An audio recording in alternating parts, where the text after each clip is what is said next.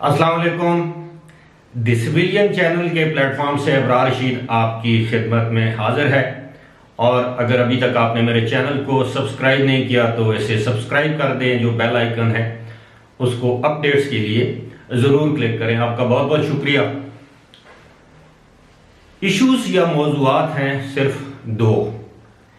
एक तो ये कि जो हुकूमत में रहते हुए अपोजिशन का किरदार अदा करना शुरू कर दे, यानी अवाम और दीगर सियासी रहनुमाओं से, अपोजिशन की पार्टियों से उलझना शुरू कर दे, मुख्तलिफ इदारों से पंगा लेना शुरू कर दे, तो आप समझ लीजिए कि ऐसी हुकूमत अपने आखिरी दिन गुजार रही है या अपनी आखिरी सांसें ले रही है।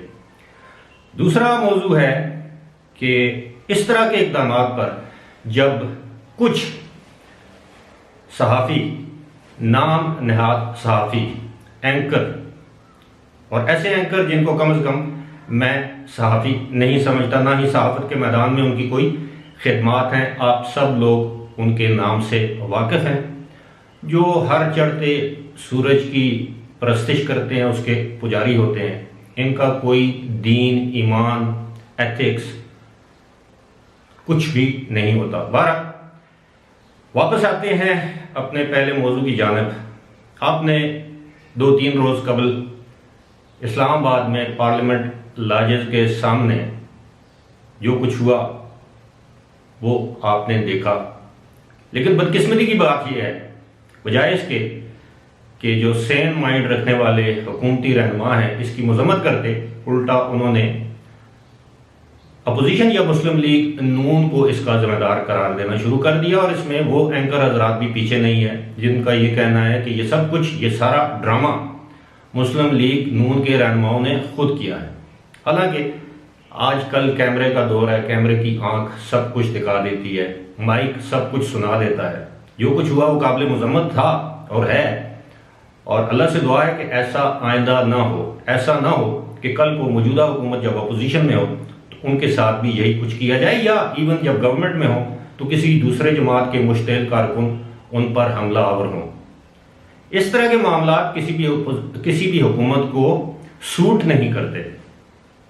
लेकिन सब वाकिफ है कि जब से मौजूदा हुकूमत इक़्तिदार में आई, ख़ास तौर पर वज़ीर आज़म इमरान खान और उनके चंद एक मुंतखब और गैर मुंतखब साथी, वो कोई ऐसा मौका हाथ से नहीं जाने देते जिसमें वो हुकूमत की रुसवाई या जगहसाई या पाकिस्तान की रुसवाई और जगहसाई का बायस ना बने, चाहे वो असेंबली के अंदर हो, पार्लियामेंट के अंदर हो या पार्लियामेंट के बाहर के वाक़यात हों।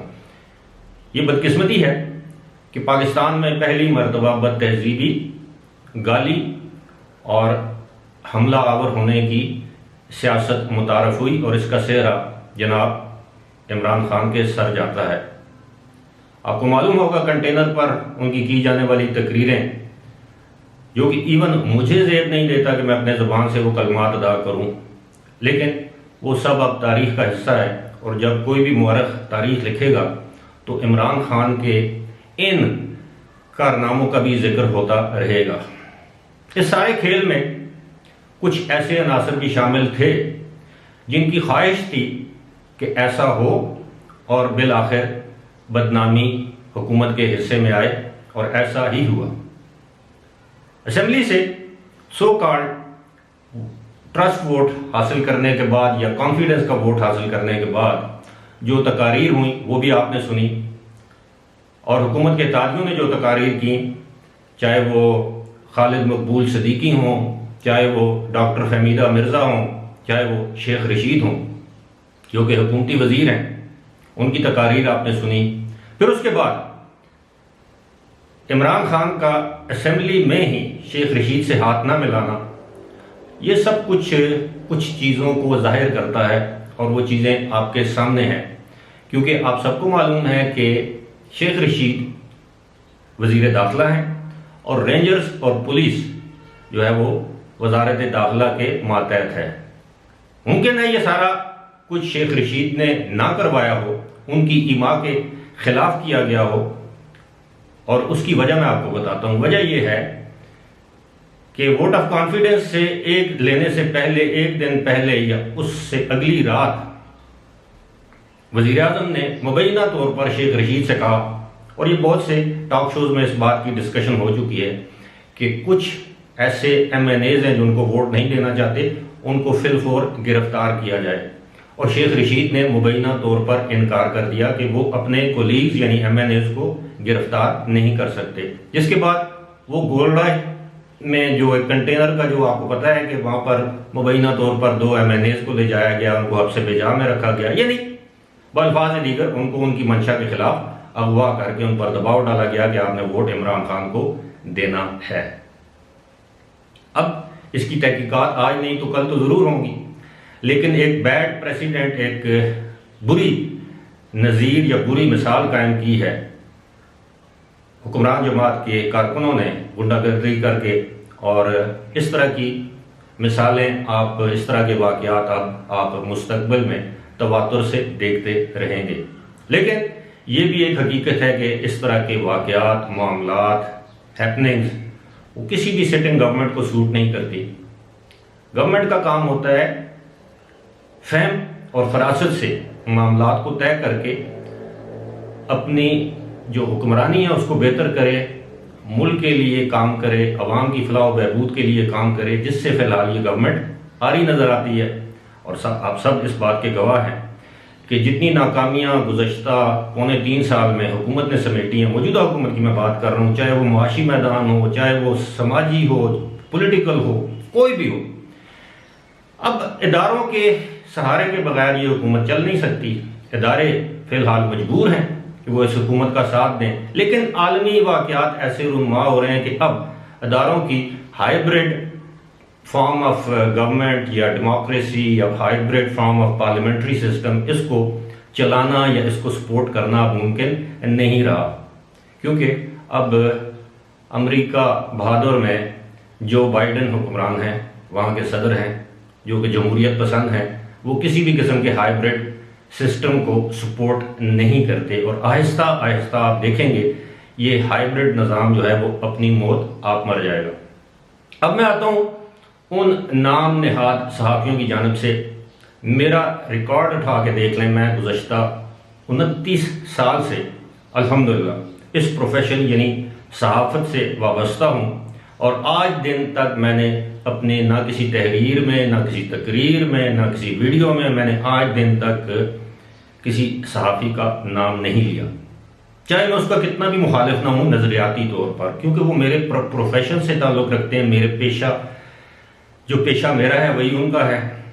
यहाँ तक कि जो लोग जिनको हम पैरा ट्रूपर्स कहते हैं, पैराशूटर्स कहते हैं, जो कि ऊपर से मुसल्लत किए गए परवेज़ मुशर्रफ के दौर में, मैं उन लोगों के बारे में भी कभी इस तरह की कोई बात नहीं करता जो कि इखलाक के दायरे से बाहर हो।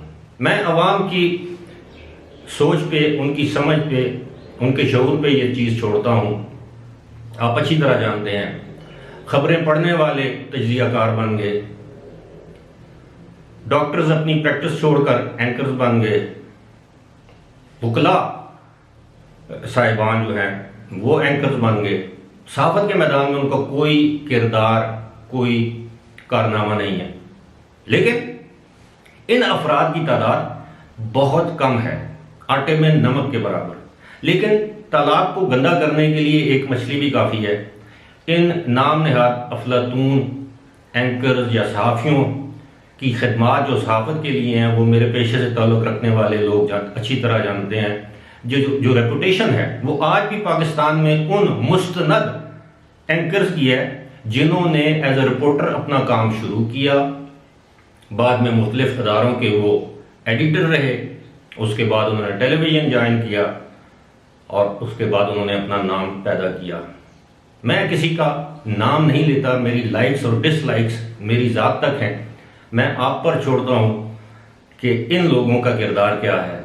इन लोगों ने, ये जो नाम नहाद एंकर्स हैं, बजाय इसके कि एक वाक़या हुआ है उसकी मजम्मत करते, दिन को दिन कहते, रात को रात कहते, लेकिन नहीं, आपने दिन के उजाले को रात करार दिया, रात की तारीकी को आपने उजाला करार दिया, कौम को बेवकूफ़ बनाने की कोशिश की, ना सिर्फ अपने टीवी टॉक शोज में बल्कि अपने यूट्यूब चैनल्स पर भी।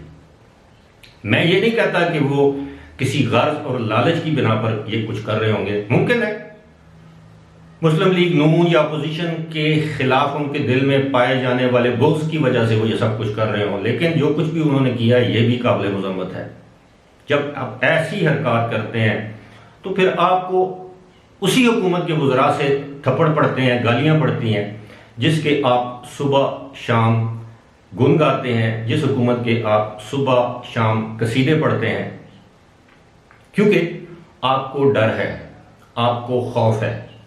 डर किस बात का है, खौफ किस बात का है कि कहीं इसी हुकूमत के कहने पर आपका इदारा, आपके टेलीविज़न चैनल का मालिक आपको नौकरी से ना निकाल दे।